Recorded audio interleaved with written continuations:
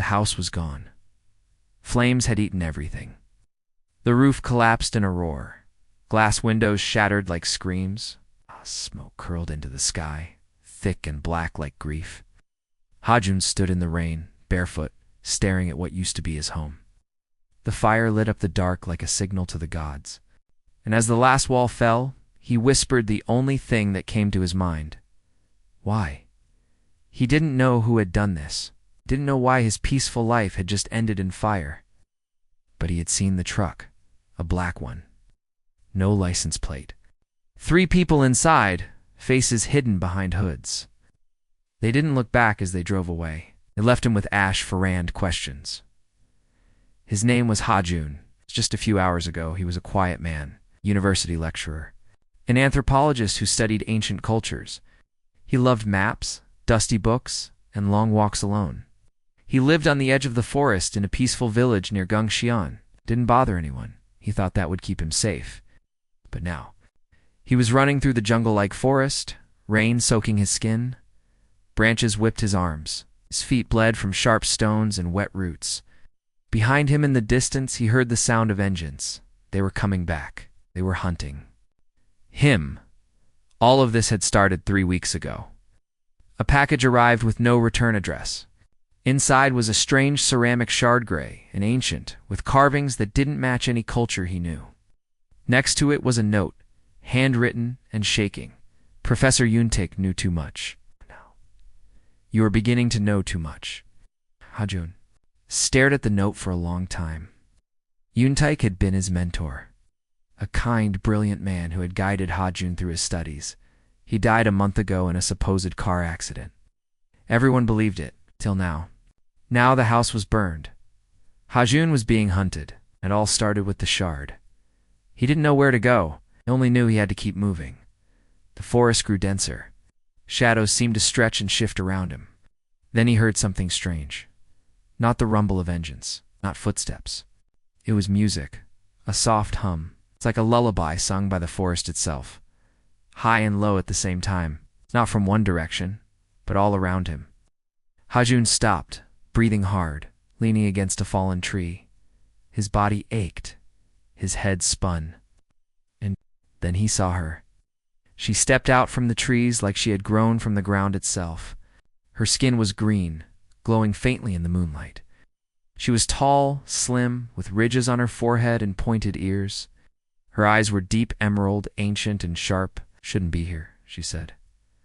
Her voice was soft but strong. Like wind through leaves. Ha-joon stared at her, frozen. Neither should you, he managed to say, his voice trembling. I've always been here, she answered. This forest has been my home long before your kind walked upright. Before he could reply, the sound of engines echoed again. Closer, louder. They've found us, she said. Her body tensed, not with fear, but readiness. Us? Ha-joon asked. They're not only after you, she said. They're hunting me too. She raised her arm, and the forest moved. Vines twisted together. Branches shifted and formed a thick wall behind them. The forest obeyed her. Ha-joon stared in disbelief. How are you doing that? She looked into his eyes. The shard in your pocket is calling out. That's how they find you. That's also how I found you. He pulled the shard from his coat. It was glowing now, warm, alive. They'll be here any moment, she said. Come. She grabbed his hand. Her skin was cold but not unpleasant. A jolt of energy shot through him. Suddenly his legs moved faster than ever before. They sprinted through the forest, over logs, around boulders. Ha-joon felt stronger, clearer, changed. Professor Yoon-taek wasn't in an accident, she said as they ran. He was killed. He found 3 shards, the same men now chasing you wanted them. When he refused to give them up, they erased him. Ha-joon felt like the ground had vanished under him. How many shards are there? 7, she replied. You have one? Take had 3. The rest are hidden. Then she stopped. Ha-joon stopped beside her, breathing hard. Her eyes locked on his. There was something in them. Pain. Hope. A question. There's something you need to know, she said. She stepped closer. I'm not human, she said. One of the fragments. Number 7. Ha-joon blinked. His heart thudded in his ears. What does that mean? A long time ago, she said, guardians fused themselves. With these artifacts to protect them, I was one of them. Before he could respond, shouts rang out through the trees. Flashlights cut through the dark. She grabbed his hand again. And we're talking. We run, and they ran together. Into the forest. Into the unknown. Ha-joon had never felt power like this. His hands burned with energy. His eyes saw everything. Every drop of water on the leaves. Every heartbeat in the woods. Every breath from the man standing in front of them. The man called himself unravel. He was tall, calm, and dangerous. His eyes glowed with blue light. His long black coat moved with the wind-like shadows dancing. He held a staff made from the same stone as Ha-joon's fragment, but older, darker, stronger. Give me the shard, unravel said. His voice didn't sound human. Felt like it was echoing inside Ha-joon's skull. Ha-joon stepped back. The ceramic shard in his hand glowed hotter. It pulsed like a heart. Nari stood beside him tall, glowing green. Her face calm but focused. You're not taking it, she said. Eun-Taek smiled. You still don't understand, do you? I don't just want the fragment.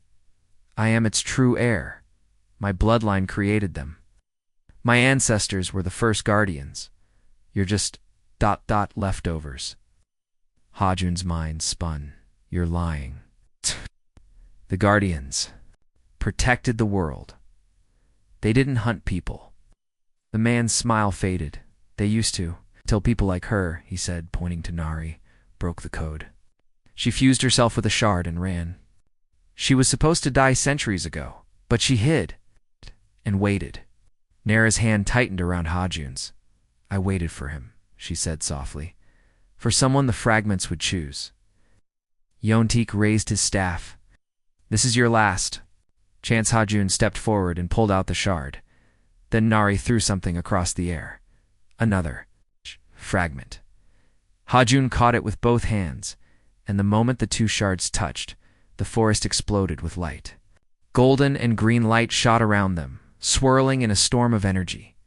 The ground shook. Birds screamed and fled from the trees, and inside him something broke open. Power surged through his veins like fire. Not painful, but strong. Alive. He felt the forest, the air, the roots below his feet. He felt Nari's heartbeat, steady, brave, and he felt Yuntaik's. Cold, sharp, and afraid, Yuntaik stepped back. His eyes narrowed. You don't know what you're doing. The two fragments together are unstable. They'll destroy you. But Ha-joon wasn't afraid. He raised his hand and a wave of glowing energy burst out of his palm, slammed into Yuntaik's chest, throwing him back. The staff flew from his hand and hit the ground with a sharp crack. He tried to stand. Blood ran from his mouth. Its glowing marks flickered. Nari stepped beside Ha-joon. She touched his hand. Together, she whispered. Their powers merged, bright and beautiful. The marks on Yuntaik's body dimmed, faded, and disappeared. His strength vanished like smoke. The man fell to his knees. You have no idea what you've done, he gasped. Others will come. You've made enemies. Enemies that won't stop. Ha-joon took a step closer. Then we'll be ready. Go, Nari said. And if you come back, you won't walk away next time. Yuntaik didn't answer. He crawled to his feet and disappeared into the trees, no longer a god, just a broken man. The forest grew quiet again. Only the soft wind moved now. The night felt calmer. Lighter to Ha-joon turned to Nari. She looked at him for a long time, her eyes full of something heavy. Sadness, hope, relief. For years, she said, I've waited in silence, hiding, watching humans grow and destroy. But you, you are different. The fragments chose you. Ha-joon stepped closer. I don't know why. I'm not special. You are to me, she whispered. They stood under the moonlight. The trees around them glowed faintly, as if the forest itself was breathing again. Nari reached up and touched Ha-joon's face. I've been alone for so long, she said. And now, I'm not. He leaned in and kissed her. It was soft, slow, and warm like the earth, like home. Her skin glowed brighter. Their bodies hummed with shared energy. When they pulled back, their foreheads touched. What happens now? Ha-joon asked quietly. We find the rest, Nari said. Together, not to use them, not to rule, but to protect them, to make sure no one ever turns them into weapons again. Ha-joon nodded. And if the others come, then they'll see what we are now, she said. It's not just protectors, but bonded. He looked down at his hands. He no longer felt like the man who once lived in a quiet house surrounded by books. That man was going to burn away with the fire. Now he was something else, not just human, not just marked, but awakened. He looked to the east, where the sky was beginning to turn pale with morning. A new day. He took Nari's hand in his. Let's go, he said, and together they walked into the forest.